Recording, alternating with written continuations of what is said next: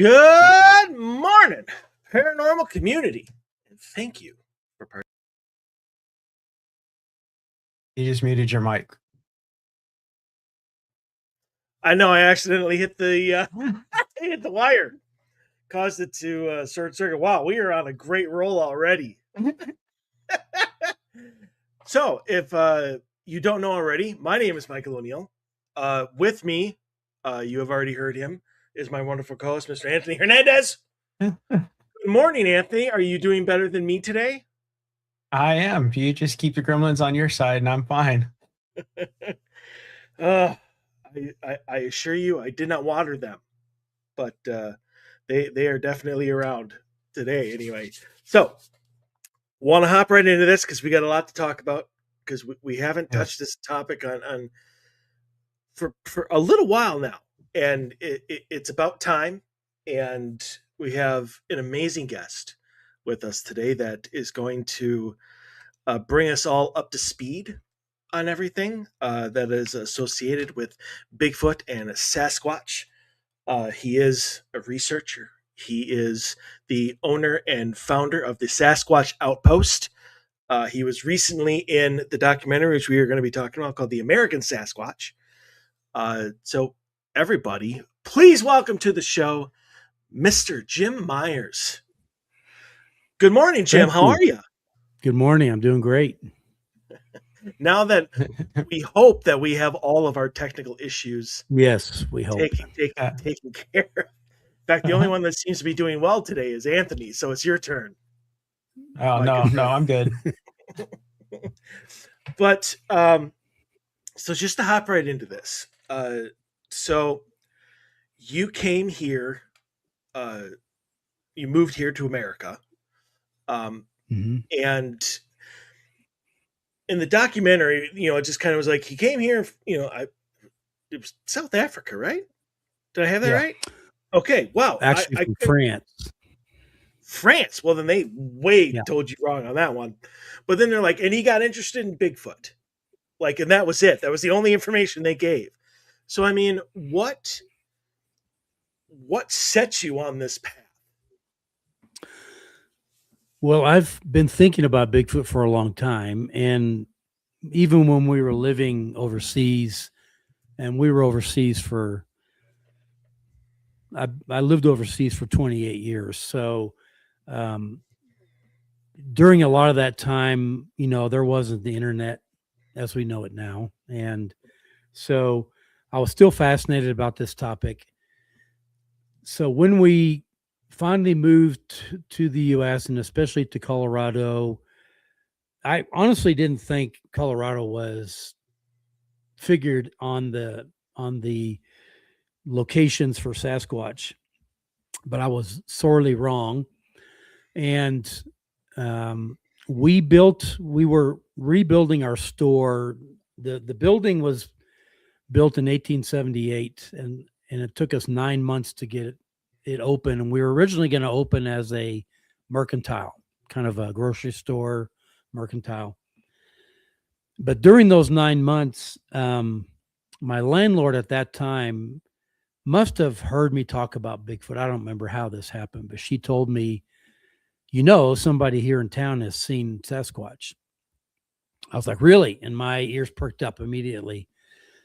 And she said, yeah, she runs this lodge at the edge of town. And this was May 2012 that she and her best friend saw this Sasquatch.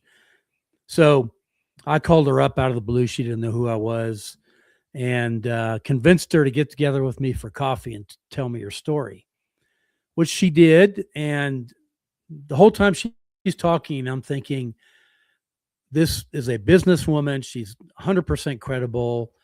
No reason to lie to me about this topic at all. And she and her best friend absolutely sounds like they saw Bigfoot. And that one testimony convinced me that they were real. I was already wanting to be there, but hearing this one woman tell this story, there was no question what they saw. Both of them saw it. It was daytime. So you get a double person daytime sighting, the chance for misidentification is virtually nil. And so that really started me on the path of doing my own research. And after running our grocery store for a couple of years and realizing that we were the only ones eating the food and we weren't selling anything, during that time we had started amassing kind of Bigfoot souvenirs and stories, and I put a map up, and more and more and more people coming really only wanted to talk about Bigfoot and their encounters with Bigfoot. So after 2 or 3 years, we had a critical decision to make what we were going to do. And we took a huge risk, ditched the grocery store and embraced Sasquatch. Had no clue if you could make a living doing this or not. And we never looked back. So yeah, the Sasquatch Outpost was born, and then we built our Sasquatch Encounter Discovery Museum. So we made the switch in about 2015, maybe 14, 15. And I realized that all these people who are coming in were asking the same questions over and over and over. And I thought, I know we can build a space that answers most of these questions. And so we built this little museum, only about 1,000 square feet. And in 2016, we expanded it. In 2018, we expanded it again in 21 till we don't have any more room to expand it. We've used up all the space we had. But in those years, we've had well over 100,000 people go through that little museum, which just tells you how interested people are in this topic. And from around the world, we have had people come in from every single state in the U.S. and over 140 countries of the world. And they write us all the time, say, hey, I'm coming over from the UK. I'm coming from wherever. I want to be sure you guys are open. It's amazing. It's really amazing, the interest that we're finding. And we have people that come over to do some of the trips, which we'll talk about in a minute, from overseas. And so it's been very, very exciting and satisfying to see that happen. So is it a surprise to you, or was it a surprise to you that you would get these, like, I'm coming over from Saudi Arabia and I really want to check out your museum? Initially it was, but then I realized that this is a worldwide phenomenon. This is a worldwide topic of interest because Sasquatch, to our knowledge, exists on every continent of the world. And so it's not a uniquely American topic, even though this documentary was called American Sasquatch. But I think the U.S. has probably done more in terms of research and promotion of the topic than any other country. But there's a lot of other countries that are doing a lot of research and coming up with some really interesting data besides us. So Canada in particular. But yeah, no, it did surprise me initially. It doesn't surprise me anymore. So what surprises me is that I can't get anyone from my hometown where we have our Sasquatch Outpost to go on an expedition with me. I'm like, grow a pair, you guys. I mean, seriously, I can't believe that people are so chicken who are from here, and they know all the history of this outpost and everything else. So I got to work on that. I was going to say, so it's not an issue. It's not an issue of them believing. It's an issue of them not wanting to actually see that face to face. I think it's probably an issue of them believing because we're too close and they're too familiar. But I've had local folks come on night hikes with me, but I don't think I've ever had any of them come camping with me. So, yeah, I don't know why it is, but it's funny that when you're from a place, people who are from that place tend to minimize something like what we're doing. I mean, it's such a niche topic anyway. It really is. So, but it's a blast. I mean, doing this is a total blast. I was going to say right along the same lines. Like, it seems to me like a lot of people don't like to know what's in their own backyard unless it's like a rabbit. And so if they went out camping with you or whatever, and they actually saw a Bigfoot, they would just drive 3 miles to their house knowing that that thing was like right there. Whereas, and I have to warn people. Yeah, I have to give, when we do these camping trips and horseback trips, I have to sit the group down. I talk a lot about it on the website before they ever sign up. And we have to sit down and talk about what might happen, because I get people freaking out, and it doesn't matter what I've told them. They freak out, which is one of the reasons why I'm the only one carrying a firearm. The last thing I need is people to get freaked out and start shooting through their tent and kill somebody else in the group. So that's been a hard and fast rule ever since I started doing this. But and incidentally, I carry a firearm, and in over a decade of doing this, I've never, ever had to use it. Not once. So not even for a bear or a lion or anything else. So, knock on wood, but I think my concern has never been with Sasquatch. It's been with the other wildlife. So I got a side question on that with the firearm. Yes, sir. So if you're out there with the firearm and everything, do they seem to know your intention and not be concerned with you having the firearm? Well, I believe they are masters of intention. And so they know, and I tell them all the time here when I'm out in the woods and when we go out other places, I tell them in my mind and through my words, this gun is not for you. I would never shoot any of you. And I think they know that. They know the intention, but I have people that come with me that will not go out if I don't have a gun. I mean, they're that frightened. They're frightened of Sasquatch. They're not frightened of the wildlife. I'm the opposite. So I'd be more worried about Sasquatch has never hurt us. I don't think ever will. They've had hundreds of opportunities to hurt us, and they just never have done it. So I think they're too intelligent for that.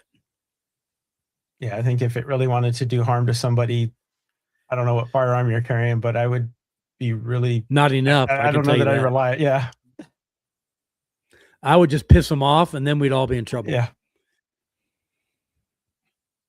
So why do you think then, if they're so frightened by this, and then, if they saw a shadow that goes across their tent or whatever, like, you're even worried about them like bringing out a firearm and just shooting through the tent, regardless of them not knowing. Why do you think people go on these things then? That is, are they dragged by like a significant other? I think that I can't answer that for sure, but I think they want to know, but they don't think they're actually going to find out. And it's amazing. I mean, my trips are not cheap. They're not vastly expensive, but we're trying to make a living doing this and unapologetically. So they're spending, over $1,000 to come out with me. And if they really don't want to know, if their intention was to come so they can prove they don't exist, okay, but you're spending a lot of money to figure that out. If their intention is to find out if they do exist, and then when they find that out, they don't want to know that anymore. It's. I mean, this is the minority. I would say the majority of people handle it fine. I mean, we've had insane stuff happen on these trips, and most people handle it fine. I mean, we always get up in the morning and debrief what went on the night before. And it's almost always at night that stuff happens, occasionally in the daytime, but mostly at night. So we'll debrief kind of and talk about what happened, because I want to normalize the feelings they have of fear and oh my gosh, you know, because people, I've found that it's the fear that you're going to die that really gives people PTSD. Whether they're injured or not, it's the fear, the imagined fear that I'm going to die, and then they don't, but still that created this emotional trauma in them, which is real. I mean, it's real. And so I try to do as much as I can to prepare them ahead of time. But even so, I've had some crazy reactions to Sasquatch being in the camp and stuff. So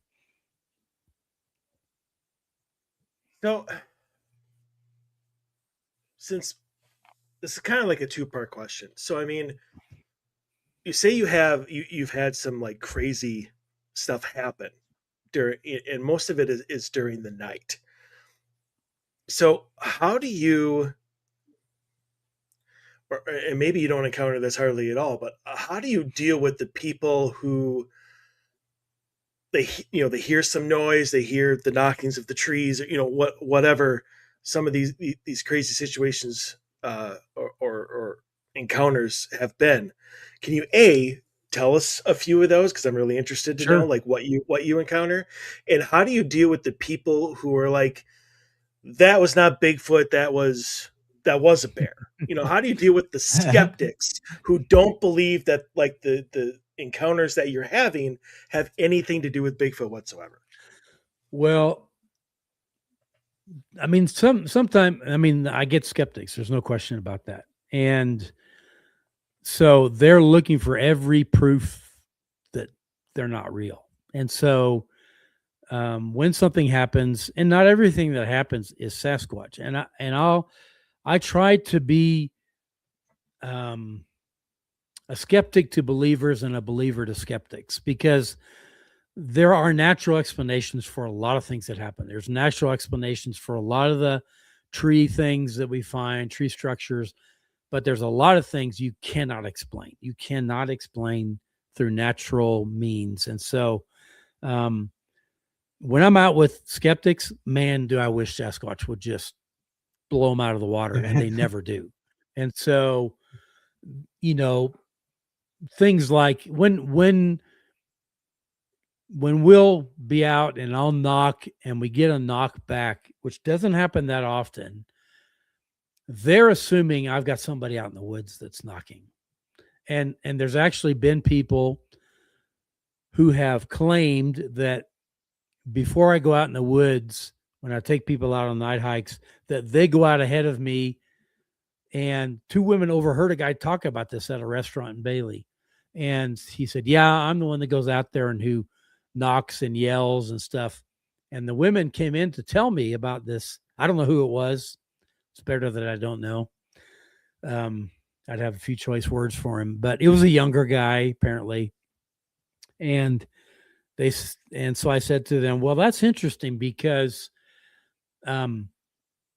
when we go out at night, nobody ever knows where I'm going, and I can go to one of a dozen different places. Nobody knows where I'm going, when I'm going. And so even if they knew where we were going, they have to be willing. This kid would have to be willing to go sit in the woods by himself for like 2 hours to see if we're going to show up. There's no way. I mean, there's no way that young guy has the gonads to do that, because it's creepy when you're out in the woods at night by yourself. And I've camped by myself numerous times, and I do this all the time, and it still freaks me out. So, and I'm like, yeah, even if they knew, they wouldn't go out there. And so I tell people in our groups, look, whatever happens tonight is not me. I didn't do it. I didn't have anything to do with it. There's nobody out here. one time I did, and I'll tell you what happened, because this was early on in my career with Sasquatch, and I was taking some people, 5 people, for a hike. We were going on the Colorado Trail. Started in the afternoon. We went off the trail, went down into a ravine. We hiked down, way down in there. We came across an abandoned hunting camp down in there. Hadn't been used in years, I don't think. Came back up, got back to the trail, and right before we got to the trail, we could hear a whole bunch of kids coming up the trail with a couple of adults. And I said to my group, hey, let's mess with these kids. So I took out a tree knocker and I whacked a tree. And all these kids were like, ah, Bigfoot, Bigfoot, ah. And we're all laughing. And behind us, where we just came from, something goes, whoop. And I stopped and I looked at my group and I said, who just did that? And they're all like, wasn't any of us. And I thought, no, somebody is messing with me just like I'm messing with these kids. So we climbed back over the hill we had just come over, sat down, and I made a whoop, whoop. And the kids heard that, and they're all like, ah, Bigfoot, Bigfoot. And down in this ravine we had just come up, I hear something pick up rocks and go clack, clack, clack. And I'm like, no, somebody's messing with us. So we climbed all the way back down in there again. There was nobody down there. Nobody. And so I thought, serves me right. I'm messing with these kids, and Sasquatch messed with me exactly the same way. And I have never done it again. In over a decade of doing this, I have never faked anything again, because one, I wouldn't have any integrity if I told people that we were going out there to have an encounter with Sasquatch, and I'm the one creating those encounters. And two, I want this to be real. I want what people see, hear, feel, experience to be real. And if that's nothing, then it's nothing. So some of the things that happened this past summer, and almost every year I can tell you about things that have happened. We were out on a camping trip. We didn't take any horses last year because nobody signed up for the horseback trips. Taking horses is a whole other game, because they are way more in tune with what's going on out there at night, and they know where the Sasquatch are, and we'll look for their heads when all their heads turn in the middle of the night. We know something's going on over there. So when we don't have the horses, we're at a disadvantage. They're a lot of work. They're a huge amount of work, but they give us kind of a heads up when stuff's going on. But so we were camped in Lost Creek Wilderness, which is a big, vast area where you can drive cars down the main road, but other than that, unless you're on foot or on horseback, you can't go anywhere else. And so we had camped just off the main road, and we had been there 3 nights. It was a 4-night trip.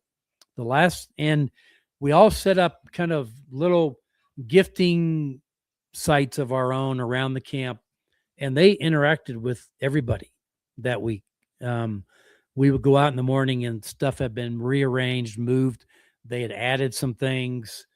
So it's always fascinating to see what they're going to do. So we knew that they were around, but nothing had really happened tonight. So the last night, about 3 or 3:30, I heard something land in the camp and bounce. Boom, boom, boom, boom. I thought, what was that? And one of the guys in camp said, what was that? And I actually thought I had knocked something off my cot and it bounced on the floor of my tent. But when I listened to the audio, it wasn't in my tent. It was somewhere in the camp that something was tossed, and I never figured out what it was. Then, so everybody was in a tent except for one guy and a gal who had brought his like 1-year-old Dodge truck, brand new truck, and they had a topper tent up on top where you fold it out and drop the ladder, all that stuff. So they were sleeping up there, and he had piled So he had a whole structure on the back of his truck, and he had like a tonneau cover that could handle 1,000 pounds, because you have the tent up there, and he would just pile all his junk on that tonneau cover because it could support it. So, and that all that weight is sitting on the tailgate as well. So these new Dodges, I've got a relatively new one. You have to reach inside the tailgate and click a little button inside to open it.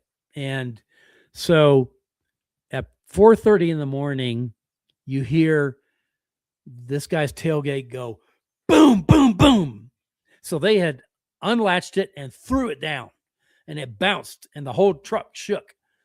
And everybody in camp woke up, and we're all like, "What was that?" And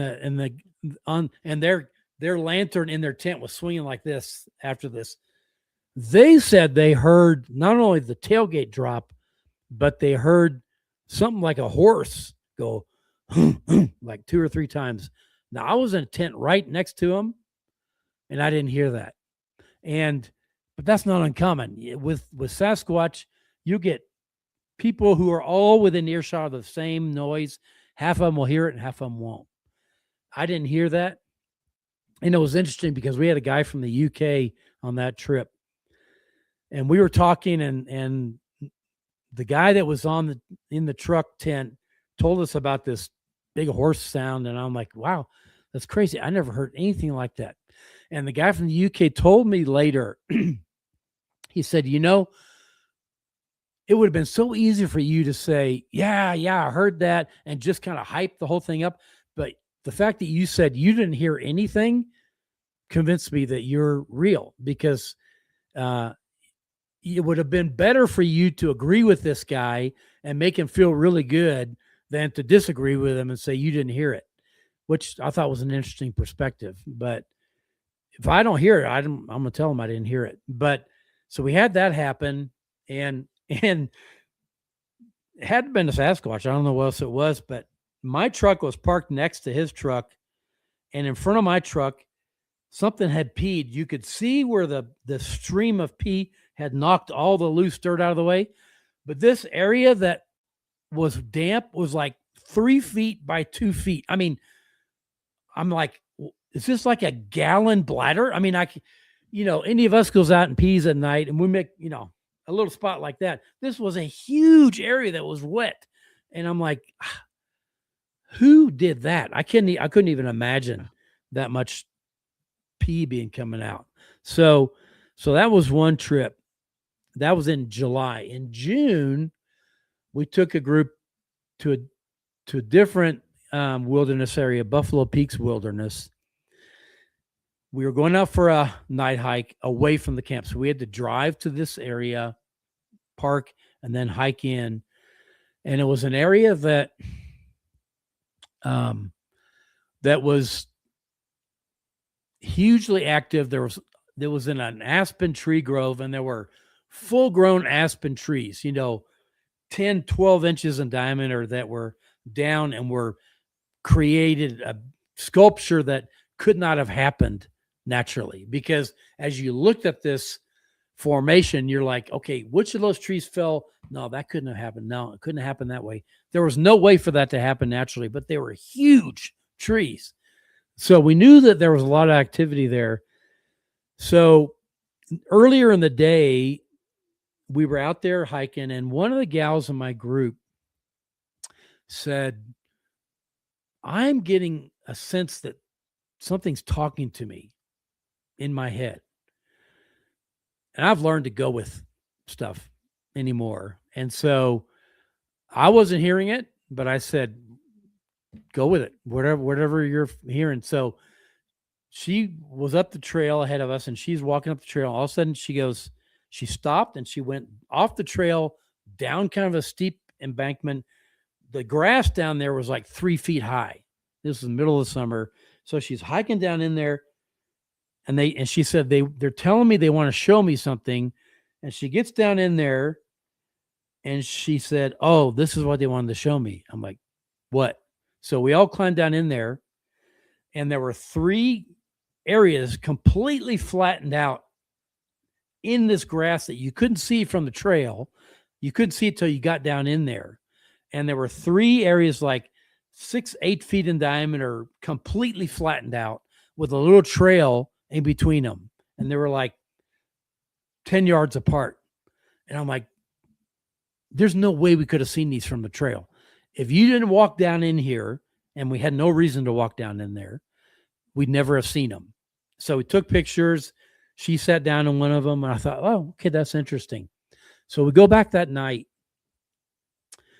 And just as we get to this location, I'm whistling, which I often do, and I get a whistle back. And I looked at one of the other campers. I said, did you hear that? She goes, oh yeah, I heard that. And walking in, I had knocked on a log, bang, bang. And up the hill, we got bang, bang back. And that just almost never happens. Almost never. I thought, okay, that's really crazy. And we heard some other noise going up at the top of the hill there. So I'm like, okay, this could be an interesting evening. So we get up where we heard the whistle, and I said, okay, we're just going to sit down and listen. It was dusk. So we sat down. I'm whistling. We hear some whistles back from kind of the aspen grove kind of went up. It was like a mini amphitheater going up, and the sound was coming from up on the hill. And I often sing stupid songs when I'm out there, where, oh, where are you tonight? And my point in doing that is I've found that if I start singing, they'll react in some way. They'll either show us their eyes or something. So I'm singing, and all of a sudden we hear this sound. I have never heard this before. This melody comes down from the trees. They were singing to us. I don't know if it was singing or whistling. And this happened once or twice, and I'm not recording it. And all of a sudden I'm like, what am I doing? And I pull my iPhone out, which isn't the best recorder, and I start recording. I caught 2 more of these melodies, these serenades, and it was like, and then another one, and then whoo after that. And I had 3 women with me that night, and when these melodies started coming down, they were sitting in front of me with their backs to me. They all turned around like this, and I'm like, I don't know what that is. I have never heard that before. And it was the most it was like sitting in Disneyland listening to this sound coming down. There were no people out there. We were the only people out there. And because where we parked, there was no room except for our vehicle. And so, and it wasn't a person. When we analyzed it later and had some sound engineers analyze it, they're like, that's not human. I don't know what that is, but so we're sitting there, and all of a sudden, after about 30 minutes, there's this huge sound at the top of the hill. Boom! I don't know if it was a tree being knocked down or what. And we're all like, whoa, what was that? And then everything stopped. All the sound stopped. All the reactions stopped. We sat there for about 15 minutes, and I thought, it's over. Whatever was going on, it's over. It's almost like Dad came in and said, hey, enough messing with those people, and just ended it. And so, but, I can never know what's going to happen. I mean, it was the most magical evening. And those are still some of the most cherished recordings I have. But I went back there to camp with another guy later in the summer. All night, nothing happened, just dead silent. And I thought, that didn't surprise me that they don't perform on command. You can go back and like, okay, we're here, do it again. And they're like, not going to happen. So it was a gift for that night, and that was it. So, Anthony, did you have a question? Because I know I have one, but I don't want to overstep you. No. Go ahead.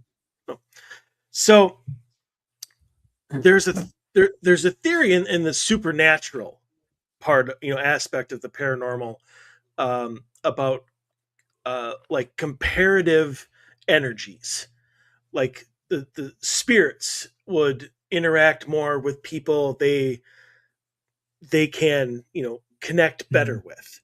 So do you think that some of the experience, maybe not all of them, but some of the experiences and stuff that your crowds have are based on who is there as opposed to whether they're just in a jolly mood or not? 100%. And I think there are people who are Sasquatch magnets. I don't know why.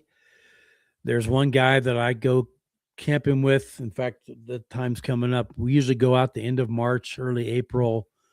It's, I mean, freeze are, you know what's off. And because it's so cold. And every year I've gone with this guy, we've had an encounter of some kind. And um, so yeah, I think a big part of it depends on who's there. Women tend to get more action than men. I think probably because they're not afraid of women like they are us. If anyone shoots at them, it's us. It's not women. And kids are even more interesting. They'll sit and watch kids for hours until someone sees them, and then they're off. But so yeah, 100%. There's people who just have they're on the same frequency with Sasquatch somehow. And I honestly don't consider myself one of those people. So when I find people like that, I try to get them out with me every chance I get. So Try to live sensitives. vicariously through them. Yeah, I absolutely live vicariously through them. So, but I call them sensitives, people who are just in tune with what's going on around them. And it's not a hearing thing or a sight thing. It's a sensing thing that I can't explain. So I mean, one of the things that I know you've started and you've talked about it obviously with the horseback and the camping and whatnot, but you have this new aspect to your business, Rabbit Hole Adventures. You offer a bunch of different packages to Mhm. people who want to come out and see what they can experience. So I mean, why don't you take a few minutes, seconds, or whatever it is going to take, and just kind of explain what people get with the packages that you offer. Sure. So the least expensive and the easiest package is just a night hike, and I'll take up to 6 people at a time. We out there. This is when it's just a night hike. We're not spending the night anywhere, so it's somewhere within 30 to 45 minutes of Bailey, and it'll be an area that I've gone to before, and we've had activity. So we'll take 6 people at a time. We'll leave the outpost at about 7, and I kind of give an orientation there, and then we head out to wherever we're going to start, whatever trailhead, and we'll be out for about 4 or 5 hours, and we usually get back about midnight or a bit later if there's stuff happening. We've had some crazy things happen. We've had rocks last summer. The last trip I took out with a group, we had a rock thrown from a hill up behind us, over our heads, broke a branch on a tree above us, dropped and rolled down the hill in front of us. And so those kinds of things happen. We'll see their eye glow, not eye shine, eye glow. We'll hear them vocalize occasionally, hear them knock. So a night hike, you never know what's going to happen, but the probability is less than if you go camping, because camping, you're out there for several nights, and we try to, I call it trolling for Sasquatch. We just get out in the daytime and we're hiking around and we're making noise, and we're not trying to be quiet by any stretch, in hopes that at night they come in to check it out, because we're the only circus in town. So they're going to come in to see what's going on. Who are these people that are here? Why are they here? And they do.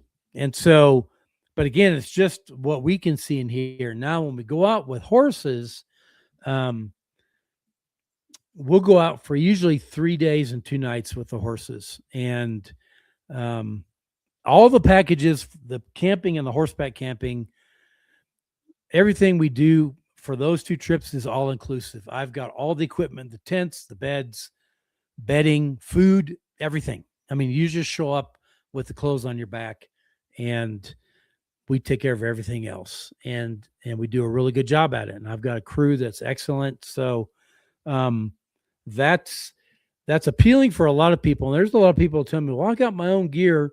Okay, that's fine. But I know what gear we need where we're going. So just trust me. Don't bring your gear. Just enjoy not having to carry your gear. It's all taken care of. And so we'll go out and have the camp already set up, and they just show up to a previously set up camp. We'll have dinner cooking for them. You know, it's a really great setup. And then the horseback, we'll go in and we'll set up camp ahead of time. Then we'll arrange to meet the guests a couple miles away at a place where we feel like their vehicles will be secure. Then we take the horses out there to meet them. Then we ride back to the camp. So none of their vehicles are in camp. It's just usually my truck, and the horses, that's it. So we encourage people to get involved as much as they can with helping, you know, water the horses, feed the horses, you know, because it's a lot of work. And usually I'm just with my business partner, Jill. And if we've got 4 guests and our 2 horses, it's a lot of work. But at night, the horses are much more in tune with what's happening around us. And so we're listening. I tend to be a pretty heavy sleeper when I do fall asleep. But when you get a horse that starts really making some noise and screaming, I'll wake up and we're like, what's going on? And we have to go out and check it out because we put out motion lights to keep the lions, the other predators, away from the horses. So we're on one side with the tents, the horses, and we have the motion lights on the other side. And I mean, so many times we'll be out there camping and those lights are going on in order and there's nothing there. We get up and we look. And then later it goes the opposite direction. They all go on in order like that. And I'm like, what is turning these lights on? There's nothing out there. And it has to be bigger than a bug. It's something significant that's crossing that beam. So, but the horses will always be watching. Now, Jill's horses, where she lives about 2 hours from me. The Sasquatch come on her property, and I don't know if you've heard this. They love braiding horses' manes. So they braid her horses' manes all the time at night. I could show you two pastures here in Bailey that probably have 5 or 6 horses with braided manes right now. And the guys that run the pasture and the people that own the horses don't have any explanation. They don't do it. They're not braiding the manes. And so I had a horse out there at one point. His mane was braided. So this is intimate contact with these horses. And so, but they don't hurt them and the horses don't seem to mind. But so they're listening, watching. And one of the horses that we used to take out, she, for some reason, in the middle of the night, she'd be looking in the dark. All the horses are looking like towards the camp. She's looking out in the dark and she's going, which they only do to people. They only do that. They're quiet all night. When we get up in the morning and they see we're up and they want their breakfast, they're like, that's the only time they do that. And she's doing it in the middle of the night, looking in the dark. And I would say to her, Star, cut that out. We don't want them coming in right now because she's calling them in. She wants them to come in and she's seeing them out there because she's doing what she does to people only. They only do it to people. And so we call it purring or whatever you want to call that sound. So that's what they get. They get their horse, they get their guides, they get the camp already set up. And so great food, lots of fun, talking around the camp at night and going out hiking at night. And so, yeah, it's well worth it. I promise you, you'll never be bored. You might just have an encounter of some kind, but even if you didn't, Who's going to complain going out camping in the beautiful Colorado Rockies and having the time of your life? It's awesome. Me, I am not a camper. You're not a camper. So that's I'm not a a shame. camper. You're missing out on a lot.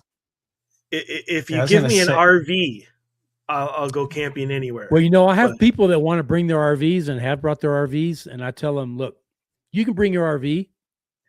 You're never going to know what's going on. Everybody else is going to have something happen at night. You're going to be totally oblivious because you're in your I'll RV. leave a window open. You can't hear a thing in there. I'll open a window. We're So good. we intentionally go tent camping. I know other researchers, very well-known researchers, who take people up and they've got campers all set up and that's where they all stay. And I'm like, okay, that fine, but you're obviously not looking to have encounters at night because your people are all in. My people are in tents. If something happens, you're going to know it, and that's by design. Is that we're in tents so that we can hear what's going on outside, which is Okay, scary so we for haven't- a lot of people. Not that bad. I was gonna say, since in the documentary that just came out, they linked a lot of the Bigfoot with UFO sightings and stuff like that. Do you ever see any of the orbs and stuff like that when you're out there? Because when I was We looking see up orb. when I was Yeah, looking we up the see Outpost, orbs. one of the sorry. Go ahead, finish your thought, Anthony. I was going to say, because one of the things that y'all don't point out is that y'all are less than 200 miles from the 37th parallel, which is like, it's rumored to be like a UFO highway. That's where across the United States and across the world, that's where tons of activity happens. We get orbs a lot, and a lot of times we don't see them. We'll take pictures while we're out, and then they show up in the pictures that we didn't see. I mean, hundreds of them around us. It's unbelievable. I get them in my store. We have not only just a gift shop and a museum, but we have an escape room, a Sasquatch themed escape room. And I cannot tell you how many times I'll be up there and I'm sitting there. There's a group going through, and I'm watching on the camera. All of a sudden, stuff starts flying across the screen. These little perfectly round orbs flying everywhere, and then it stops. It's not dust. I've had people being interviewed. I don't know if you know Brett and Jill, who did A Flash of Beauty documentaries, and on Sasquatch they did 2 of them, and I was interviewing them in my museum, and on the film you can see this orb comes in, goes, and I was filming on my iPhone, comes across the field of view, my iPhone sees it, changes focus onto the orb, and it goes out and then goes back to them. So it wasn't dust. This is something that this camera saw, picked up, changed to look at that, and went off screen. So we get a lot of orbs. I don't know why, in my store, in my museum. And there was one particular trip we were out on a horseback trip way out, and I was taking a nap one evening. Everybody else was sitting around the fire talking, and they got to talking about UFOs. And this one guy said, he starts describing this encounter with the UFO and how it was in the sky. And one of their people looks up and goes, "You mean like that one?" And up above us, like maybe 2,000-3,000 feet, was this light, this object just sitting there in the sky. Airlines were flying above it, so it was below that altitude. And so we got out our, binoculars and our zooms. And when you'd zoom in on it, it was oval in shape. It had kind of a yin yang design on the bottom.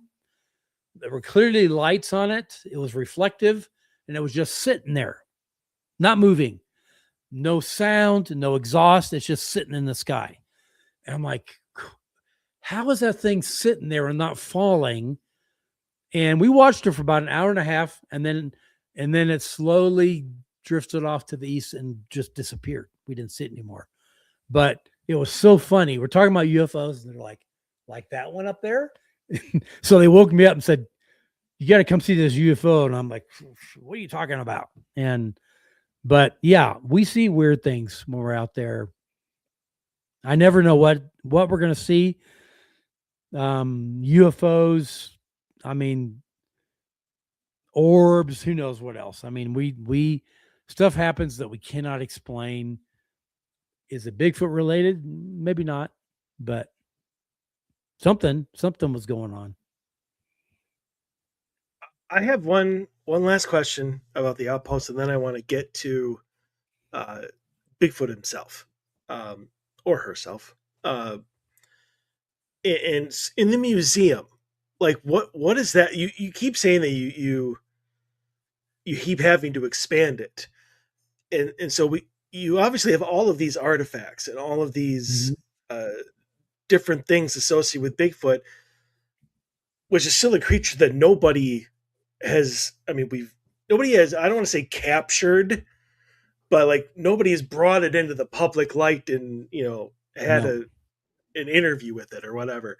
So I mean, like, what can people see in your museum, and kind of what is your favorite piece? My favorite piece, okay, when we first built the museum, I built a Sasquatch that was 8 feet tall, built it out of insulating foam. That was, I carved the whole thing, covered it in llama hair. It was pretty good. I mean, I have to admit, it was very convincing, to the point that when I would be in the museum after I put Boomer in there, and I'd be working in the museum at night, and I'd look up and he'd be looking at me, and I thought, I built this thing and I can't stand that he's looking at me, and I would have to leave. I couldn't work in there at night. So, but we got rid of Boomer, and then we had made another Sasquatch that's animatronic. So a full-grown 7'3" male that's animatronic, and then a juvenile that stands right next to him. Extremely well done, really, really realistic. So when people walk into the museum, we have kind of a little diorama there with trees and all kinds of animals that they have to find, birds, owls, and for the kids. But they'll see this, and I have to warn them, because when they go in with little kids, and these little kids see this guy, and he goes, and he turns and looks at them, and they're like, they're out of there, man. And they've run out of the museum, all the way out of the store, and their parents are running after them like, come back. So they see that, which is very convincing. But I have tons of photography of tree structures. We found lots and lots of tree structures, evidence. Like I came upon one time years and years ago, what I believe was a scene of a Sasquatch kill, where it killed an elk. And I have photographic evidence of the imprint of this elk's body in the snow, where it got knocked down by Sasquatch. And then there's no body sitting there. That elk never got up from there. There were no elk tracks leaving that spot, and there was no body lying there. Just this huge, perfect imprint of an elk body with the neck, the legs, the back. And then we noticed some big tracks right next to it, and we followed those backwards. So the elk saw the Sasquatch and started running and dodging, and it was crapping the whole way as it ran, which they typically don't do. It was scared. So it was running, it was dodging around trees and stuff. And so these two pathways converged right where this imprint was in the snow. And then the big tracks carried on down the hill. So what happened, clearly, Sasquatch picked up that elk, just picked it up and walked off with it. 400 or 500 pounds dead weight. So we have a photograph of that. We've got video of their eye glow at night that we filmed. That's unbelievable. We talk a lot about how people have tried to hoax this topic and wear a Bigfoot or wear a gorilla suit and try and surprise people and get on film and stuff. And I've seen more than my share of hoaxes over the years. And I especially where people are committing a hoax and want to convince people that it's real and it's not. I have no qualms about saying this is a fake. This person's trying to fake you out. Don't believe them. I even had a guy, if I said his name, you've probably heard of him. I don't know, but he was a well-known Bigfoot researcher. Twice he said he had killed the Bigfoot and he had a body, and both times he was lying. The second time he built his own Bigfoot body of this Bigfoot lying dead, fairly good reproduction. And he went around the country with an 18-wheeler with this dead Sasquatch, charging people to see it. And finally he got debunked about that too. So twice this guy's called me and said, I got this incredible sculpture and I just need 10 grand for it. And I'm like, I don't want anything to do with your sculpture because of all the baggage that comes with it. So you give it to me and I don't want it. But so they see photographs of incredible tree structures that we've taken. We've actually brought in some broken trees from the woods to show them what they were looking at. Photographs of tracks. We have tons of plaster cast tracks from all over the country that have been donated or on loan to the museum, which are really cool. And we have movies. We have a big movie they can watch that's looped where there's evidence of Sasquatch being real. So people who want to go in and just disprove us usually stay 5 minutes and they're gone.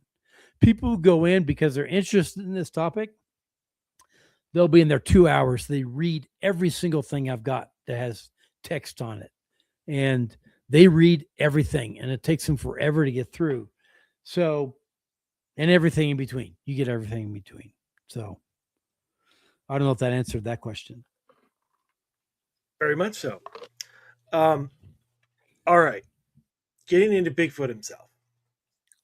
So you say in the documentary, the American Sasquatch thing, and you're probably pretty correct, that the split between people who are interested in Sasquatch are either it's indigenous to Earth and just really, really good at hiding from us, or and this is kind of where Anthony and I kind of, or at least we did. My theory now is a little bit more out there, but that it's some sort of transdimensional entity, which is why nobody can really get it because it's here and then gone, and it's never obviously in the same place. So I mean, are there other theories beyond that? Maybe a smaller sliver of the pie. Those are the two big ones, but there's people who come from a biblical perspective who would say, well, they're the descendants of the Nephilim, who were fallen angels who had sex with humans and created this race of giants, hairy giants. So they're the Nephilim. That's why they're still walking around on Earth. In my humble opinion, they're just trying to squeeze Sasquatch into the Bible when they're not there. The Bible doesn't mention them. They're trying to squeeze them in to the text. Then you get people who believe they were dropped off here by aliens, that they're truly an alien race. And I think it's somewhere in between all of that, because a lot of researchers are looking for an undiscovered great ape, America's great ape in our case.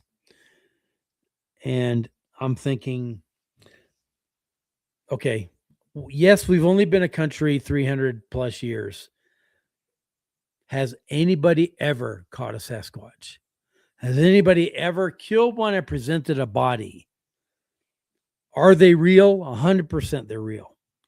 but I think there's no possibility they're an ape. Why do I say that? Because we've had every species of great ape, chimpanzees, orangutans, gorillas of several kinds, chimpanzees of several kinds, in captivity for at least 100 years. And you can go see them today. And we study those genetic differences between them, but they there's the group that would say they're a great ape today in captivity between gorillas, orangutans, chimpanzees of all kinds. There's about 9,000 great apes in captivity. How many Sasquatch? When was the last time you went to the Sasquatch exhibit at the zoo? Never. It's never going to happen. It's never going to happen. And so the other side that you referred to, Michael, is, yes, they are some type of something else. They're not purely flesh and blood. They're certainly not an ape. I would say there's DNA evidence that substantiates that they are partially human or a human hybrid of some kind. They have paranormal abilities that we do not understand, appearing and disappearing primarily, but but then you've got the Nephilim and then the alien groups. Those two groups are kind of less interest. And then there's people who are a combination of all of the above. I'm firmly in the pejorative term is the woo camp. I'm a woo person. And they like to use that term as though they're saying those silly woo people, We're the scientists. We're flesh and blood. Those silly woo people have no basis for their beliefs. And my response is everything is science. Whether you understand it or not, it's still science. And so when the day comes that we understand how Sasquatch does all the things that they can do, then our scientific knowledge will have caught up with Sasquatch. But right now, they're so far ahead of us. We're watching stuff happen and listening and thinking, how's that possible? And we're trying to discount it in every way we can think. And you just can't. You can't. And so, but boy, the enmity between these groups is very real and very unfortunate, because it means that everybody's who's doing Sasquatch research is in a silo, and they never share their information with other researchers because it's mine, my information, my site, my Bigfoot. And I'm like, if we would at least share the database of what we know or believe we know, we'd be 10 years ahead in our understanding of Sasquatch. But everybody's closing in like this. So I don't know what you've learned, and I'll probably learn it 2 years from now. It would help if you could tell me what you learned and where you learned it. And everybody, all these researchers, like, I'll ask them, so where's your research area? It's in Colorado. Yeah, I know. But where in Colorado's? It's in Colorado. And I'm like, oh, give me a break. You really think I'm going to go try and spoil your research? And so it's just this opposition, this enmity is creating a disadvantage for all of us and creating a lack of knowledge that would otherwise be there, which is very unfortunate. Totally agree. I think that it's not very scientific to look purely at the science part and throw the rest of it out because it doesn't fit the narrative that they're looking for. I mean, it doesn't fit there's so much more that they can do of science. Yeah, which Arthur C. Clarke said that magic is just science we don't understand yet. So that kind of to me fills this spot in. What we understood 100 years ago versus what we understand now, light years ahead. Where will we be 50 years from now with that knowledge? Oh yeah. So okay. So this is a great place for me to throw my out there theory. Because I never hear it talked about, or even well, not even talked about, like not even theorized. Like it's not even part of the conversation. So I'm curious if you've ever thought of it before or encountered people who have thought of it before. But has there been any discussion, any theorization that Bigfoot is not necessarily an interdimensional being, but a time traveling being, Mhm. where it's us in the future. I don't know if they're their own researchers, or and they're coming back to study the way Yeah. it used to be, or what. But I mean, I kind of proposed this to Anthony a couple weeks ago, and I was like, anywhere that we go in the world, our bodies adjust accordingly to Mhm. fit those Mhm. environments. So, I mean, who's to say, like, in 150 years, 200 years, 500 years, whatever it is, like, we're not in Siberia somewhere, like, we're not up in Mhm. the Alps, whereas our bodies would naturally Right. want to adjust, grow out hair, cover us to make sure that uh, we're We're safe. We're, decent. Yeah. Safe. yeah. Um, so I mean, and all of these things, the portals that open up and they're Mhm. disappearing and walking through. Has anybody ever thought that it's a temporal portal or wormhole as opposed to an interdimensional one? Well, the question is when they disappear, and it's 100% verified that they do disappear and appear. When they disappear, the question still remains: did they just disappear from our view and they're still standing right there, or did they disappear and they went somewhere else? And I don't know that we can always say. I have several friends who've seen something. Um, what's the word I'm looking for? Cloaked in the woods, and I think I've seen this too, where they'll see shapes in the trees that look human like, and then it's gone. And which is kind of what I saw. I thought I saw some hikers up the same ravine from where I was. And, um, you know, I see color, I see movement, and I run up there to see who it is, and there's nobody there. Nobody is there. I 100% saw color and movement moving through the trees, and then there's nobody there. So things like that. I mean, could it be something else that's cloaked? Yeah, I guess. But I don't know what. And I don't know of any military technology that can truly cloak a person where you see just a shimmer and nothing else, and you see through it. We're working on technology to that end, but I don't think it exists yet. Not as smoothly as Sasquatch seems to be able to do it, just kind of meld in, meld out, Closest thing I've mystery. seen to that is like an octopus. When you see the Yeah. octopus is camouflaging and stuff. So I mean, And sometimes there was with octopus, you'd swear they left and they're still there, camouflaged like the rocks. And so Yep. uh, maybe Sasquatch does that. I don't know. about a year, I don't know, a year or two ago, Dave and I, my former co-host, did a show on a new cryptid that was appearing called the Glimmer Man. Hmm. And that was exactly its trademark, was that people would see the shimmering figure like in the woods and Mm-hmm. stuff like that, that would either a just disappear, you know, they wouldn't even see the shimmer anymore, or they could still see through it, but it had that, you know, you could see it moving, you know, through, Yeah. and You can see they that would see, shape move. Yeah. yeah, they would see the It's like Predator. Now, everybody uses that movie, but it's like that exactly, Yeah. Predator effect. yes, yes, exactly.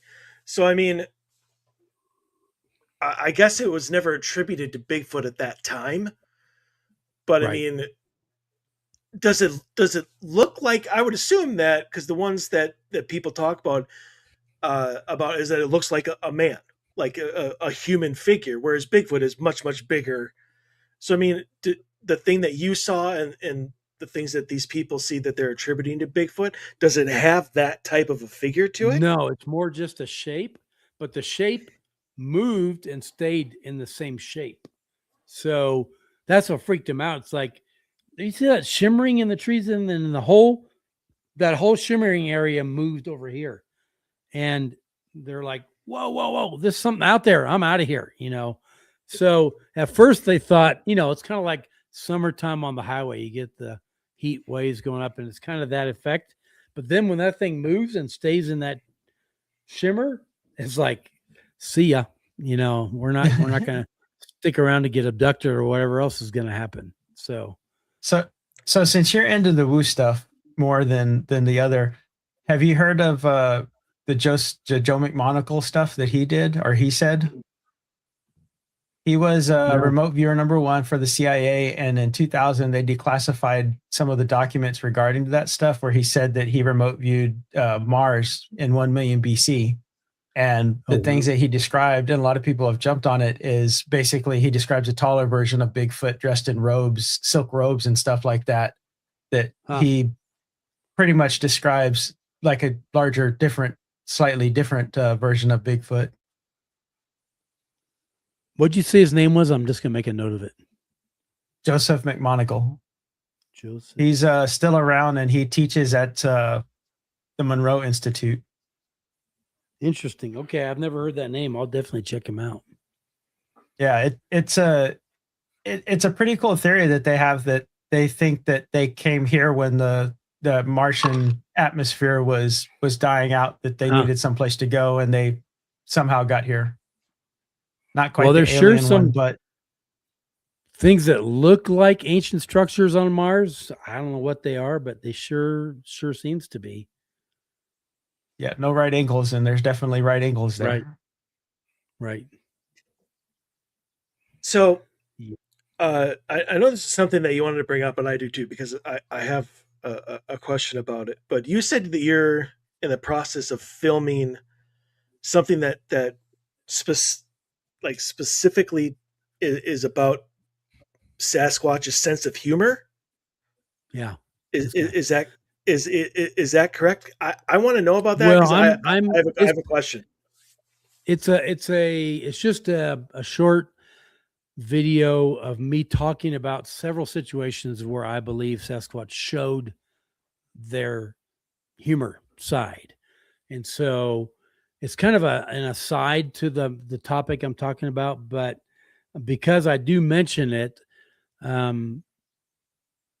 I think they do have a sense of humor, and they do laugh at us and find us hilarious sometimes. But what was your question related to that? I just want to say, according to Cena, they're big fans of the show. But have you ever tried, because you said you sing a lot of like dumb songs and stuff like that, I would assume that it's to show that you're, in a jovial mood, that you're not there to, to have anything but fun. Have you ever tried to tell like Bigfoot jokes and stuff like have you ever tried like stand-up that's comedy? A great idea. That is a great idea. I mean, I hope they wouldn't. I would hope that they wouldn't think you were mocking them by telling like a Bigfoot joke. But like, I don't. That's do they awesome even exist? Idea. I don't know why I never thought of that. But I mean, like, if they have a sense of humor, and I do agree with you that they do, they have to. Just instead of musical, they're too intelligent not to. Yeah. Well, yeah, just bring in the laughs. To have some sort of I would think that if you laugh and your crew, the crew that's with you is laughing, I can't imagine they wouldn't be right there with you. I think they're drawn to that. And I actually have Native American friends who tell me that Bigfoot exists at a higher frequency than we do, and that what characterizes their frequency, in his opinion, is joy. So whenever they're around and he senses them, he starts giggling like a little school kid. And it's the funniest thing to watch. But he's like, when they're around me, I just feel happy. I feel joyful. And I thought, that's cool. If that's the way Sasquatch is, I can handle that, that being their basic nature. So Now I know there's some of the Native American lore and stuff like that talks about the Sasquatch being another tribe to them. So that people that they had dealings with way before we ever came along, and some of the stories and stuff they talk about other cryptids and things like that. Have you ever run across anything like that, or? I would say not. I would say most Native American tribes believe that they're a tribe. They're people like us. They're just different. And if you think about this, if you took a 7-foot Norwegian guy and put him next to a 3-foot pygmy woman, you would think that they're from different planets. They don't look anything alike, like two humans.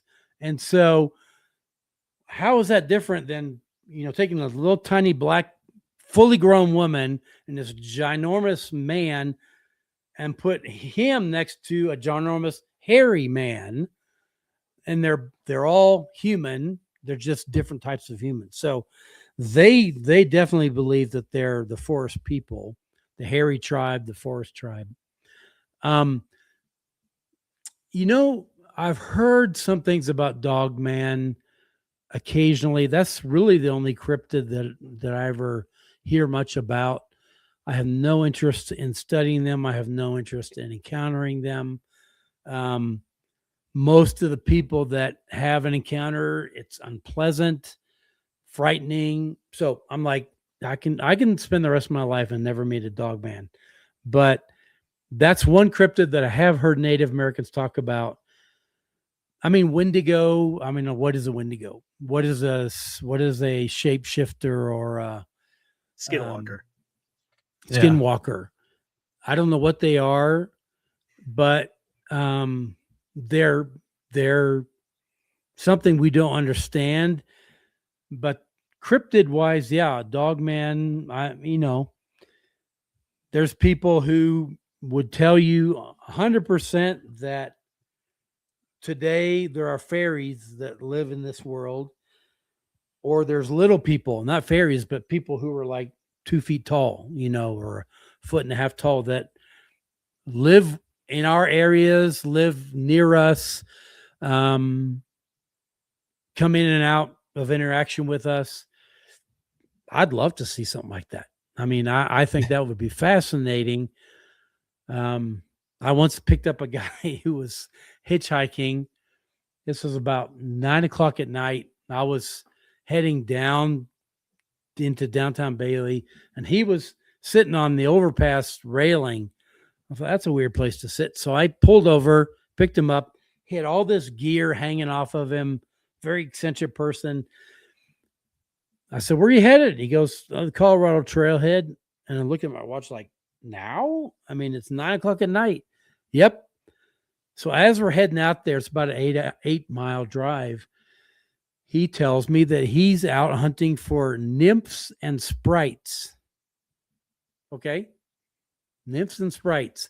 And you see them because there are lights that go up from the forest floor into the sky. And so I'm like, and I met some people who had come off the Colorado Trail the next day just by chance. I said, do you remember a guy? Like, yep, remember him. We passed him, and he was so eccentric with all the stuff he had hanging off of him, like empty milk containers and all this gear. And he was going the opposite way from them. So they saw him and chatted. They said, yeah, there's no mistaking that guy. But I don't know if what he was saying is true, that they exist, these kind of fairy kind of creatures. But there's a lot of people that say Bigfoot's the same way. If Bigfoot exists, I mean, to me, it's true. If Bigfoot is real, and they are, what else is real? And there could be. Yeah, I try not to close that door on other options that are out there, because I mean, Bigfoot for most of us is that unreal. So if we normalize Bigfoot, quote unquote, what else is out there that Bigfoot knows about? Dogman or Mothman, or I don't. But I think you can't close the door, because if Bigfoot is real, a whole lot of other things could be real for sure.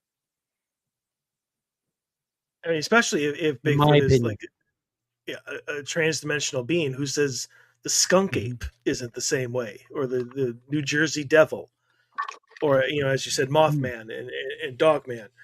Um, so I don't know again if this has ever come up, or if people even care.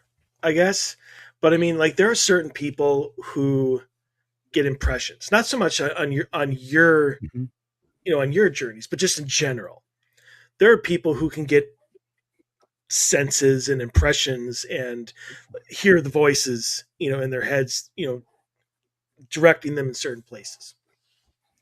So to context this question, I'm going to go back to probably the only progressive commercial that I enjoy, and it involves Bigfoot, and it has Flo sitting on a log with Bigfoot, and she's like, "That's just the way it is, Bigfoot," and he's like, "Huh?"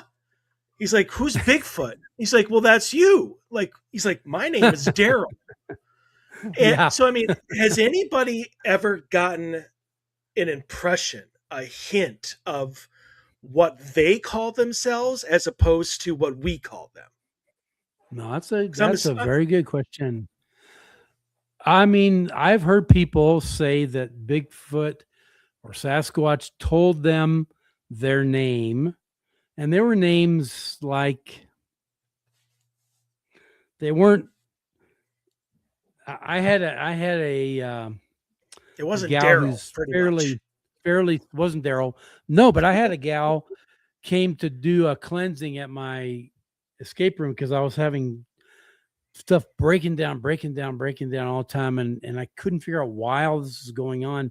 So they came and brought some herbs and things, and she's walking around upstairs and doing her thing, and all of a sudden she stops and she looks at me and she goes, "You know you've got a Bigfoot spirit guide, right?" I said, "No." She said, "Yeah, his name is Bruce, but that's not how he pronounces it. He pronounces it Bruce." I was like, "Okay, I'm happy to meet Bruce, but I've had other people tell me that Sasquatch told them their name, and they were not names that we would use for each other or whatever. But you know, but what do they call each other? Well, they have their own language, and I'm sure they have terminology that in that language that we wouldn't understand. But yeah, it's a great question. What do they call each other? One guy's Bigfoot, the other guy's big nose, this guy's big hands, I don't know. But I saw a hilarious cartoon to that effect one time. But the Bigfoot's walking into camp, and there's all these other Bigfoots around. One's got a huge eyeballs and huge hands, and they're like, "Oh, here comes the famous one." So just because he's got big feet, um, but that's a great question because they have their own language. There is a story out there about a family that lived in Tennessee, and the book it's out of print. It's called 50 Years of Bigfoot. And this family supposedly had this habituation situation with this family of Sasquatch. And the grandfather, over the years, learned a few of their words, and the main dominant male Sasquatch learned a few words of English. And the granddaughter would be with the grandfather and hear the Sasquatch say something, and later she would say the granddad called him Fox. What did Fox mean when he said whatever that word? He said, "Well, I think he means this." And she started this little dictionary that ended up having like 300 phonetic words and what they thought they meant in Sasquatch language. So, it's fascinating, but they absolutely have a language, just very different from ours. Well, that was part of the documentary. Was you had the naval Mhm. officer who did Yep. languages and code breaking. And Yep. when the documentary was released or whatever, he'd only said this is a language. He didn't know what anything meant, and nobody knew what anything meant. Has that changed since, to your knowledge? Like, has anybody made any headroom on that? Or headway? No, Scott Nelson would still say it's a real language, and he can make educated guesses.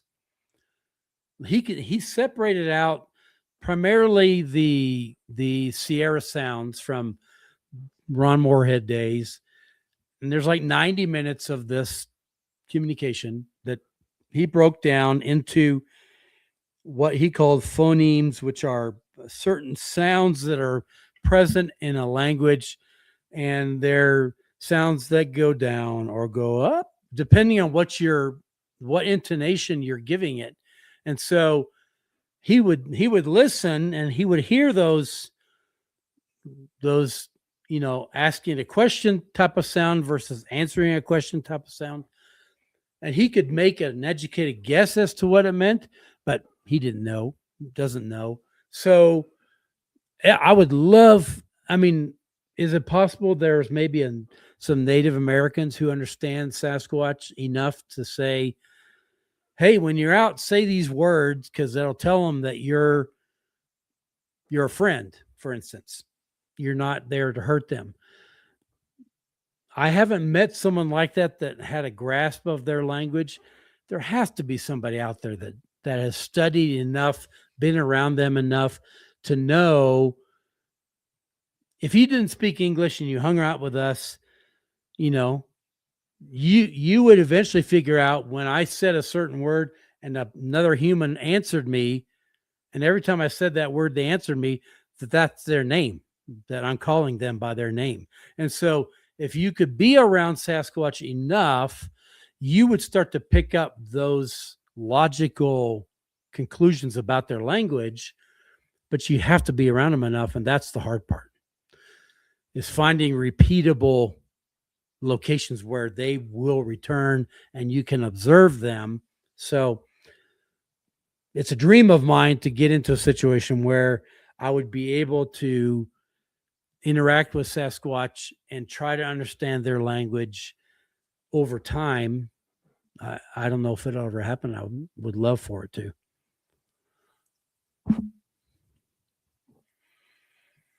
Your turn, Mr. Hernandez. So mine kind of goes back to the science thing, because I wanted to ask this before it's all said and done. Do it. The DNA tests, are y'all doing any of the eDNA to pick up any trace amounts in like the waters and stuff like that? No, but I know that's kind of the thing now.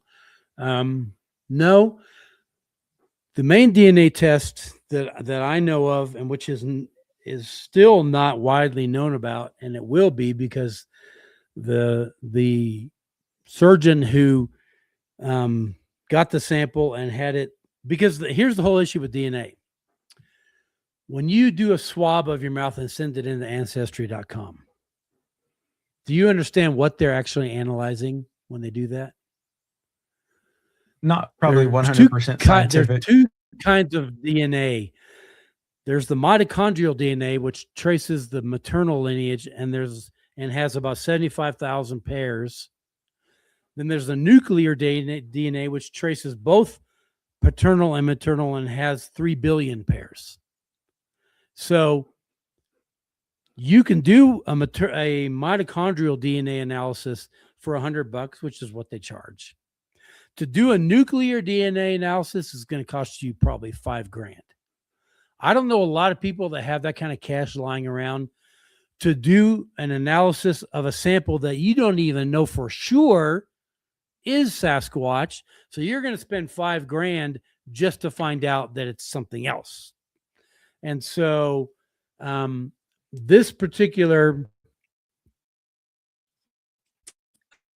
surgeon, who's a Bigfoot researcher, had these samples, had a Bigfoot sit on a chair on his front porch at this property he owns, rural property. It was female. So what is incontrovertible is what sat on his chair was female and hairy and naked. Okay. So very large, very hairy, naked female. And we know that because she left not only butt print on this chair, and you could see the hair prints around the edge of that butt and hair on the back, hair marks on the back of the chair, but you could also see the vaginal where she sat down and her vaginal area touched the chair, which leaves a very defined mark. So he swabbed all of that. Took him over 2 years to find a lab that would do the study he was looking for. And he finally found one, and it was only on condition that he never reveal which lab it is. He's told me, and it's a very reputable lab. No one would doubt if they heard about which lab this is, that this is a legit lab, 100%. They did the analysis, and it came back 100% human female. And they also tested for, and it proved positive for hypertrichosis, which is excessive hairiness, and muscle hypertrophy, which is excessive musculature. And it came back positive for both of those. And it came back positive for some inbreeding indicators as well. So whatever sat in that chair, it cannot be disputed, was a large, hairy female with excessive hairiness and excessively muscular.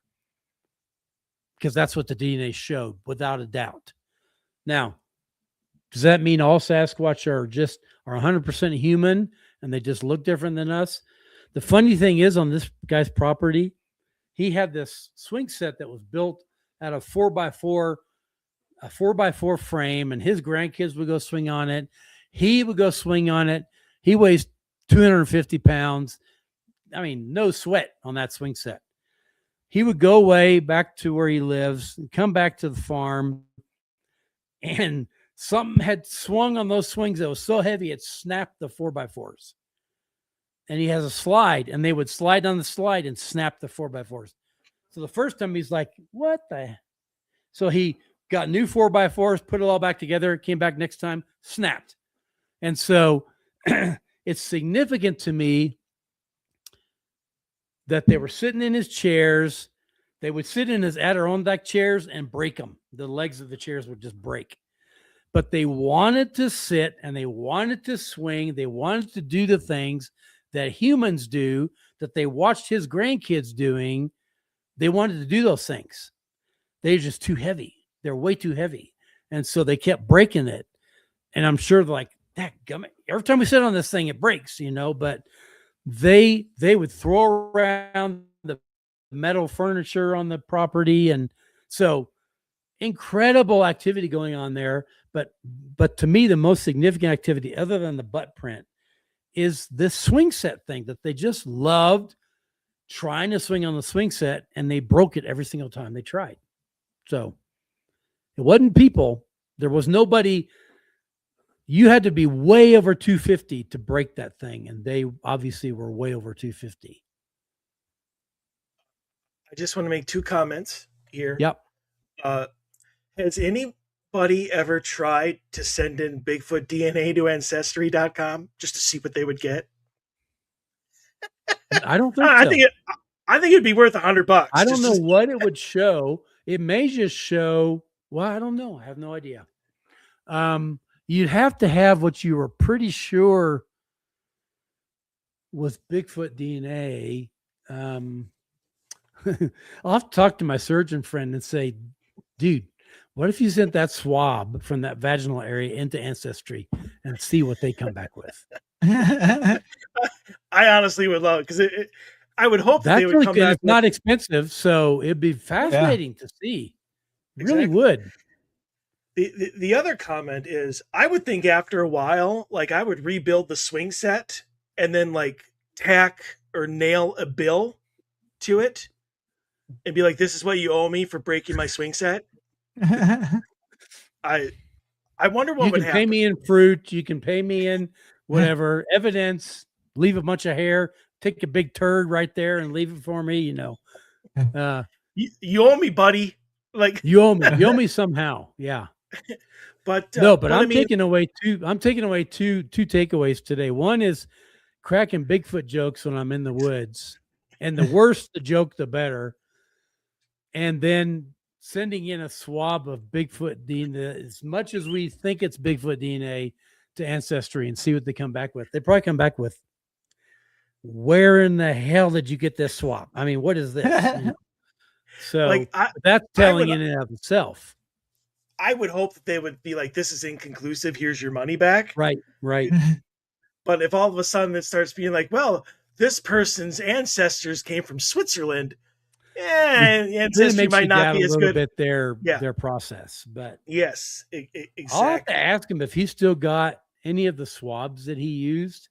It's been so long now. He had to keep them frozen at -40 to keep the integrity of the samples. I wonder if he still has them. That would be a fascinating trial. And I think don't it'd just be tell funny. Ancestry anything. Just send it in like you would No. send your own swab in. Like, you get back a letter. "Excuse me, are you a Bigfoot?" Because Yeah. No, that's a great idea, Michael. I don't know why we never thought of doing that. It's just that we don't come across Bigfoot DNA that we really believe is DNA very often. So well, that and you can't take. I mean, your surgeon friend with the right direction. Like, you want a scientific, yeah, well-known, reputable lab to yeah. make the test. You don't send it into somebody who advertises at 3 a.m. to figure out where your great grandmother came from. And so, I mean, it's pretty much just a joke to do. Yeah. Uh, Yeah. so I mean, I see why obviously that didn't happen. I'm just curious what would happen if you had that much DNA to send it to some commercial Well, type we place. have DNA in our hair. So, if people decided instead of sending a swab, they wanted to send some of their hair in, I know where we can get some examples of DNA of Bigfoot hair. Send that in and say, "Hey, I just had some hair. I just want you to check it. I didn't want to send a swab. I'm just sending you some of my hair. See what they come back with, because they may say, "Oh, we can't analyze that. It's got to be a wet inner cheek swab." I don't know, but that's a great question. I've never heard that question. Why don't we do that? I think we should try. Probably because it's I dumb. think it's worth a try. We may $100 find out bucks, that I'd we wish may that. find out that Ancestry has been bullshitting us for years, and now we're in trouble. But Mm-hmm. Or that they're more sophisticated than we think. or that they're more sophisticated than we think. So, I don't think but that's they the way only it's show gonna the go. maternal line. So if you send it in, you're never going to know. They're never going to tell you your paternal side. It's only going to be your maternal side. Everybody seems to think I send that in, they're going to be my whole family history. They can't.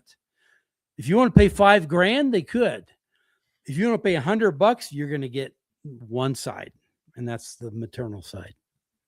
Yeah, they do offer you that's the just upgrade to get your dad's DNA and send it in as well for an upgraded package. But Do they? yeah, it's not for free. Yeah, they for do. how much? Basically another test. So you swab him, send it in, and then they'll combine it to your results and, Ain't no and way, give you the full. no way they could do it for $100. No way in the world. Oh, not what you're talking about, not the nuclear stuff. I'm assuming No. you're getting a pretty basic test. I don't even Danny know where just they gets could, the what shaft. kind of DNA you could give them for $100 that would determine your paternal lineage, other than nuclear. I really don't know. I think they're scamming people, honestly. But Well, we have a way to that's just find me. out now. Now we have a way to find out. Yes. Yes. So, there's been a story or two throughout like the entire history of people seeing Bigfoot, but to your knowledge, because I think one of the things that people are most frightened of is the fact that, this big overgrown beast, and I put that in quotes, not to be insulting to them, but I mean, everybody's feared that they're going to die. Like they're going to encounter the Sasquatch, it's going to maul them to death, and it's going to kill them immediately. And yet, and I don't even know if the stories that say somebody got killed by a Sasquatch are even real. Right. But, why do you think, and you, again, you take your gun, not even for them. You take your gun for the other wildlife that might do something. So why do you think so many people are terrified of the Sasquatch? Because virtually every movie that's been made about Bigfoot that are real movies are Bigfoot slasher movies. They're bloodthirsty. A bunch of kids go out to a cabin to have sex, and they all get slaughtered and eaten by Sasquatch, And so it's classic B horror movie kind of stuff. And it's just much easier to present Bigfoot that way because they are large and imposing and terrifying. Harry and the Hendersons was one of the best movies ever made about Bigfoot. And because it really, in my opinion, it really showed Bigfoot the way they really are, or more the way they really are, than these cannibalistic bloodbath movies with Sasquatch eating people and ripping them limb from limb, which they could easily do. Trust me, they could easily do if they wanted to. They just don't seem to have that interest with us. So thank goodness they don't. Yeah, which is a good thing. You'd hear about a lot of dead researchers like myself who, I don't know, we're out in the woods and there's his head over there and I don't know what happened, but you just never hear about that. So all of us generally would say, yeah, I've been around them. They had ample opportunity to do me harm, and they did not. So it's like a code. It's like a code of honor almost. Well, and like 99% of stories about eyewitnesses is they see Bigfoot. Mm-hmm. Bigfoot sees them, and then they run off. 3 seconds, there and then gone. Or they see him and they run off, so it's brief. It's usually quite brief. One of the best testimonies I've ever heard was a friend of mine named Jim Duggar. Back in the 70s, he had property here in Colorado, and not far from Cripple Creek. He had about 20 acres back a long time ago. And he spent a lot of time back there. And so he went out one day with his wife and his brother-in-law, I think, to this property.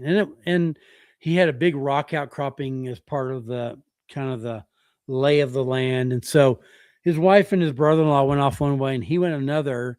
And he gets up on this rock outcropping. He's looking downhill and he sees what he thinks is like a bear down there. He's like, oh, that's crazy. Look at that bear. And then the bear stood upright, looked at him. And he's like, that's not a bear. And this was like 200 yards away, maybe. I've been there. And he said it went running towards the woods and along the way grabbed the hand of a younger one and took it with it. He's like, I never saw that one either. And they disappeared.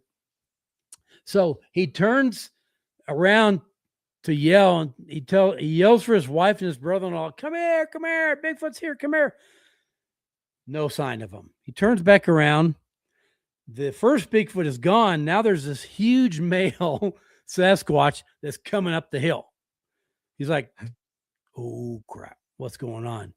And he yells for them again. Nobody shows up. And he's like, it's coming so fast, I can't get away. No matter where I would go, it would have me. So he was sitting up on a rock ledge above the ground. He just sat down and just waited to die. The Sasquatch walked right up to him, stood about 4 feet away from him. So the Sasquatch was on the ground. He was sitting on a rock in there They're eye to eye. And this encounter lasted between 8 to 10 or 12 minutes of them sitting there looking at each other.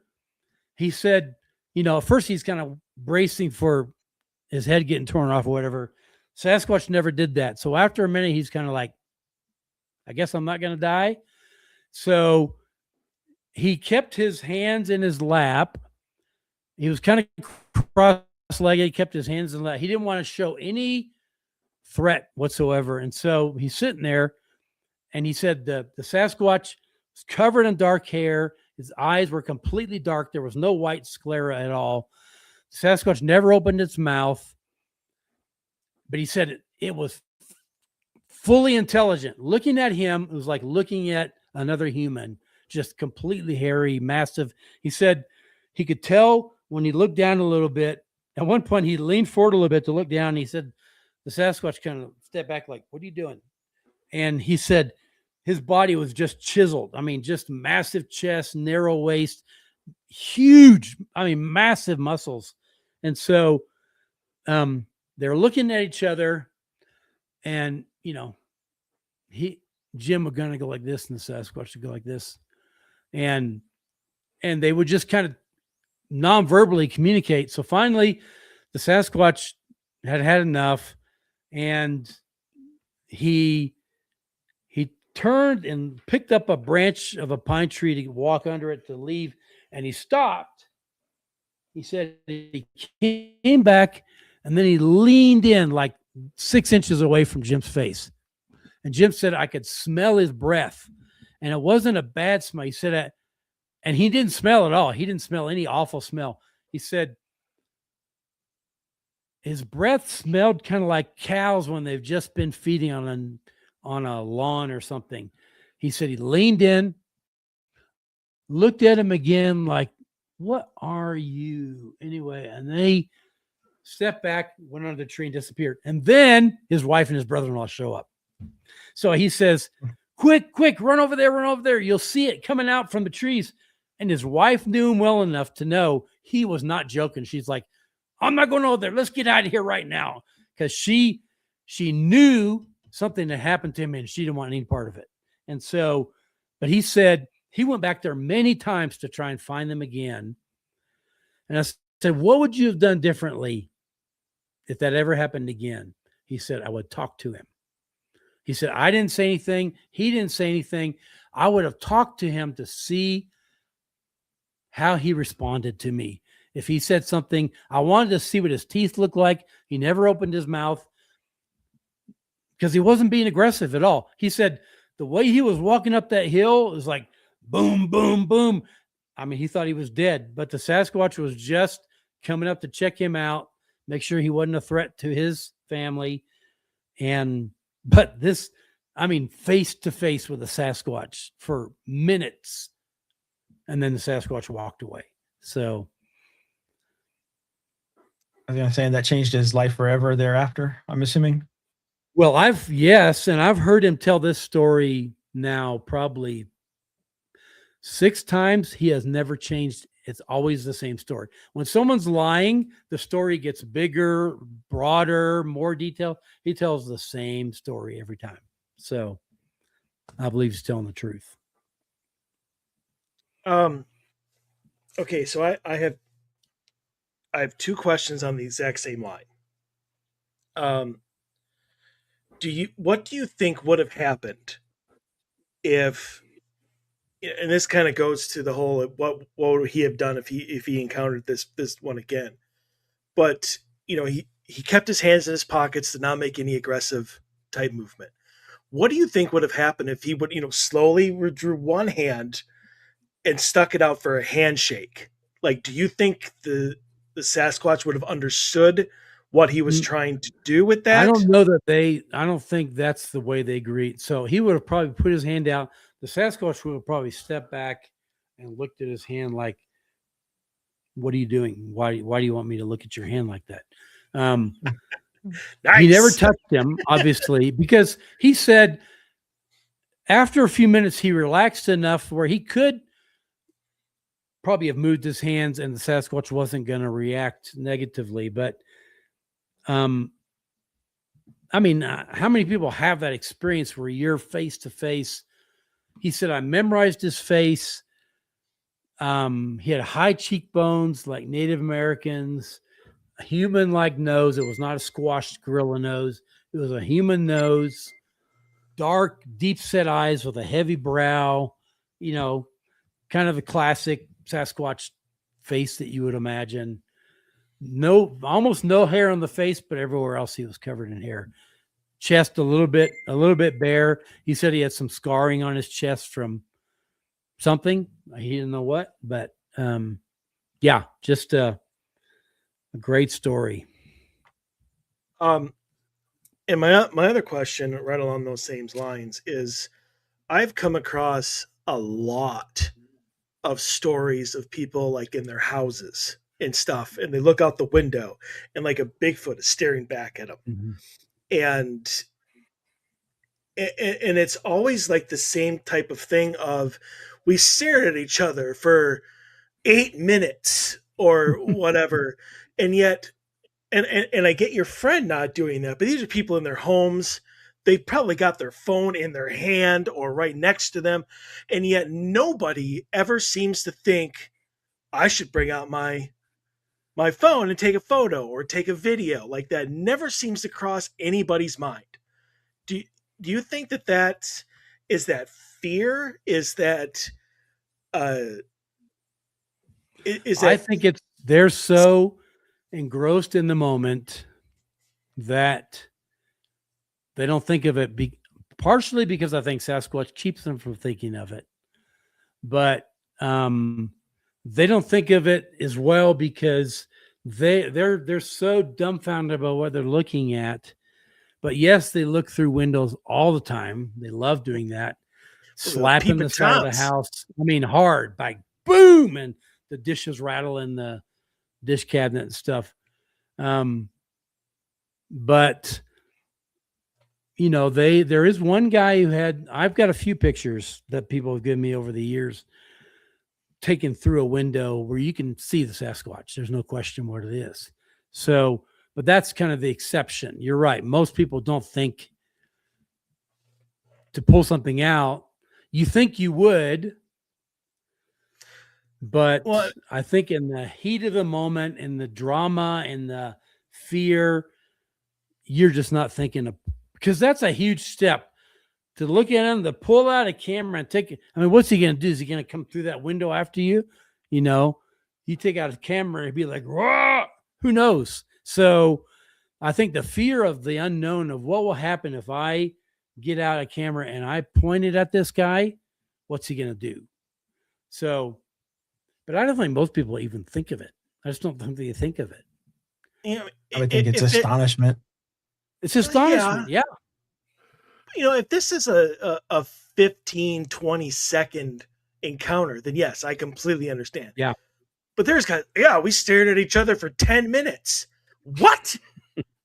Like, at sooner you would think like after minute 3, you'd be like, all right, this is getting weird. You're back. Hey, don't move. I'll be right back. I'm just going to go. Well, exactly. Just I'll be like, don't go anywhere. Like if it hasn't attacked you after 3 minutes of just looking at you, like wave or something. But I mean, like it just nobody seems to ever think about agree with you, interacting. Michael. It's one of the conundrums about Sasquatch, and it's one of the biggest arguments that skeptics have with us is, come on, you never get a picture. Come on. There's nobody anywhere that people have found. I mean, yeah, there's not. Sorry. I don't know what to tell you, but. I've seen this posted many times, and it's honestly a really good question or whatever.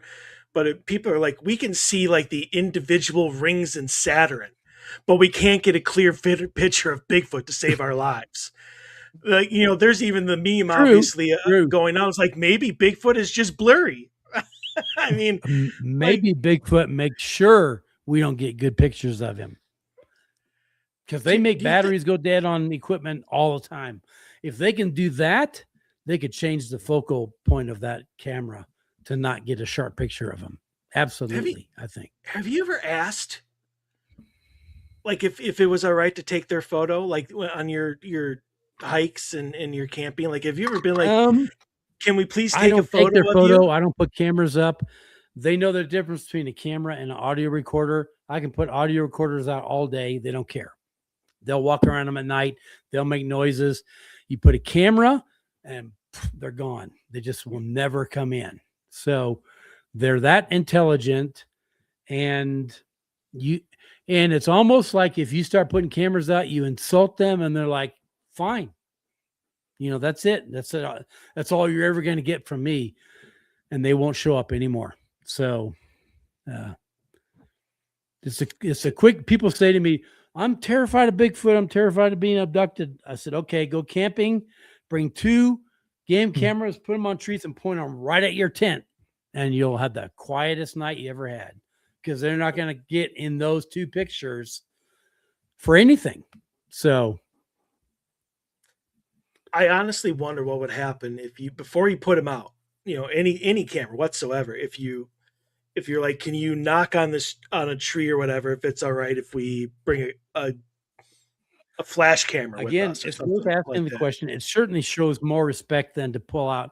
I mean, if you go to Africa and you're going in villages, you don't just pull your camera out. You ask permission. May I take your picture? Is that okay? Do you need me to pay you something for that? But you just start snapping pictures, you're going to be out of that village before you know it, on a rail. So it's disrespectful. That's how it comes across. And I think we disrespect Bigfoot a lot in the ways we think about them and the things we do, to where they're like, nah, keep your stuff. I don't care. Yeah, I think spirits are the same way. So I'm right there with you. Anthony, any final questions? No, I think we pretty much touched on everything that I wanted to cover. Can I introduce you to a Sasquatch? No, I cannot. That's not part of the guarantee for the trip. That's not part of the guarantee. When it happens, it's awesome. I do not guarantee that. Sorry. Yeah. If I could guarantee that, I'd be charging a whole lot more money than I am. And it's probably go ahead. I was going to say, I will say the trips, as far as what you're charging and everything, to me, that's like a standard outing in what you're doing already, let alone the chance to experience some of those things that you get to see. Yeah. So I really think it's a decent deal. So in the country? I'm in Texas, San Antonio. I get people from Texas all the time. Oh yeah. No worries. We'll get you out there, man. You can go, and it's not weird. No. Right. I'm used to primitive camping, so I'm fine. Okay. This ain't primitive camping. This is comfortable camping. So you still got to crap in a hole. But besides that, camping itself is fine. They have mobile toilets now. I mean, not porta potties, but like little. I bought one. Yeah, we have what's called a cassette toilet. But it's funny. You present people with the option of using a cassette toilet, they'd rather go dig a hole. So they do.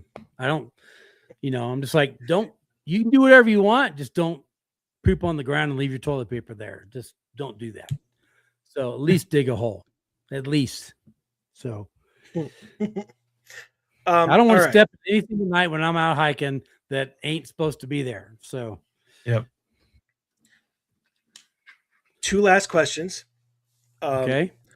1, do you think there will ever be a time when you or somebody will be able to introduce somebody else to a Sasquatch? And second question, for your outpost, for your rabbit hole adventures, for what I think is an amazing idea for an escape room, where can people go to find out more and contact you with just normal questions, if maybe they have their own Bigfoot questions or ideas? Where can they go to do that? I was going to see if I could put a banner up, but I don't think I have that capability. You guys have to do it. So the email for the trips is, or the website for the trips is rabbitholeadventures.co, not .com, just rabbitholeadventures.co. and that'll take them to the website with all the information where they can book. They can book it today. Yeah, it's pretty comprehensive. Then if you're ever in Colorado and you want to come check out the Sasquatch Outpost and do the escape room, you can go to sasquatchoutpost.com and you can sign up for everything there. And most of what we do, you don't need to sign up, just show up and you'll be good. That was actually, I was going to say, for people that wanted to go on like a night hike, like could they just show up and be like, hey, are you doing that tonight? Well, probably not, because the night hikes fill up pretty quick. If I have any empty spots, I'll take people, but I charge a little bit more for those on the spur of the moment trips. The best thing is if you know when you're going to be in town, look up a date that might work for you and go ahead and sign up. Sweet. Jim, thank you guys. Great questions. An amazing interview. I honestly, I want you, if you do enact the stand-up comedy routine out in the woods, I honestly want you to contact me and let me know how that went. Well, especially if I get a response, I'll definitely tell you how that went. If I hear him going, if I tell some jokes and then in the woods I hear this, I'll know we've touched a nerve. Either that, or you're going to get a rock thrown at you, which is their version of a tomato. Something that says, "Yeah, I heard that one." One kind of rock for a good joke, something else for a bad joke. It's like, well, if that's the I'm going case, to do it. I'm going to do it for sure. Okay, I want to hear if something happens if you do it, but or when you that, do it. That and the updates for Ancestry. I want to see what they have to say about that. If I can manage to pull that one off, that's worth a podcast, I think. We'll bring you back on for sure, especially with those two experiences. But honestly, it's been amazing. And thanks, guys. Absolutely. Thank you. Yeah, so that does it for us. Anthony and I will be back next week with another brand new episode. We have Bobby Sullivan coming back on the show to talk about visitations. So that's going to be an amazing conversation. So stay tuned for that. Till then, stay healthy, stay safe. We want to see you back here. Everyone, have a great rest of the weekend.